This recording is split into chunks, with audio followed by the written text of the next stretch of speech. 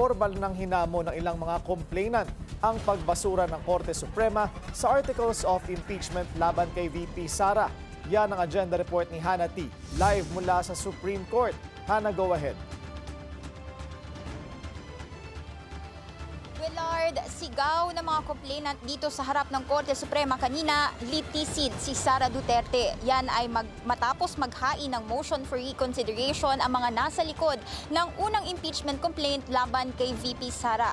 Sa kanilang petisyon, nananawagan sila sa Supreme Court na balikan ang desisyon nito na nagdeklarang unconstitutional ang impeachment complaint dahil di umano ito ay pumapabor sa mga nasa kapangyarihan at pinahihina nito ang democratic accountability. Sa SC ruling, sinabing lumabag sa one-year bar rule ang complaint o pagbabawal sa paghain ng multiple impeachment complaints laban sa isang opisyal.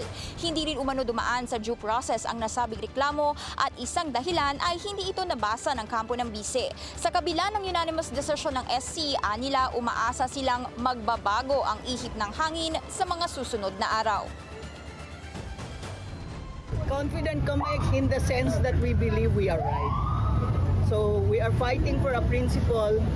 Wala ho kami dun sa awayan ng sinasabi nila ng mga malalaking paksyon at dynasties ng ating country. Kami po ordinaryong citizen lang po at wala kaming kinakampihan. Anila mapanganib na president ang SC ruling dahil pinatataas ang standards para makapaghain ng impeachment complaint ang karaniwang mga mamamayan laban sa mga makapangyarihang opisyal. Ito raw ay reminder sa judiciary na dapat accessible pa rin ang legal system para sa mga taong lumalaban sa abuso sa kapangyarihan. Willard, una na ring naghain ng motion to intervene ng mga individual na yan matapos ang paghain ng petisyon ng Duterte allies at supporters na ipadismiss at ideklarang null and void ang impeachment complaint laban kay VP Sara. Pero the SC did not formally resolve the motion itself at nag-decide na unconstitutional ang impeachment. Kaya ngayon, dalawa yung hinihintay nilang aksyon mula sa Supreme Court. Una na dyan yung aksyon dun sa motion nila to intervene at ang sagot dito nga sa petisyon nilang i-reconsider ang desisyon ng SC. Willard. Hannah, ano ang sabi nila doon sa possibility na hindi na matutuloy ang impeachment trial, lalo't sinasabing malabo nang matuloy ang proceeding sa Senado dahil nasa 20 senators na raw ang sinasabing pabor doon sa SC ruling?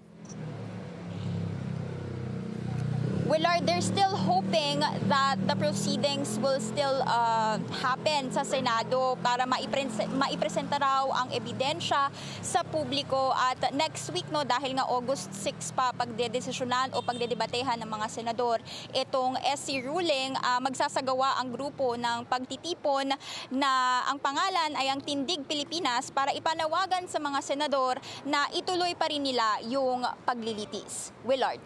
Hannah, saan daw nila gagawin yung pagtitipon? Sa labas ba ng Senado? Yes, sa labas ng Senado, Willard. Alright, maraming salamat sa iyo, Hannah T. Live mula sa Supreme Court sa Maynila.